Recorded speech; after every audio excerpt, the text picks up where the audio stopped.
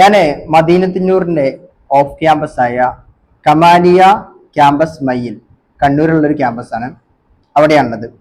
+1 +2 English വിദ്യാർത്ഥികൾക്ക് exam oriented ആയിട്ടുള്ള ഒരു ക്ലാസ് കൊടുക്കാൻ വന്നതാണ്.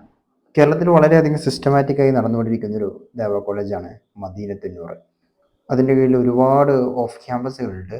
ഏറെ സ്ട്രൈക്കിംഗ് ആയിട്ടുള്ള ഒരു കാര്യം, ഇവർക്ക് വ്യക്തമായിട്ടുള്ള ഒരു സിലബസ് ഉണ്ട് എന്നുള്ളതാണ്. പല ദേവ കോളേജുകളും അനുഭവിക്കുന്ന ഒരു പ്രതിസന്ധി, ചിലർക്ക് ഹ്യൂമാനിറ്റീസ് ആവും ആവശ്യം, ചിലർക്ക് കൊമേഴ്സ് ആവും ആവശ്യം, ചിലർക്ക് സയൻസ് ആവും ആവശ്യം.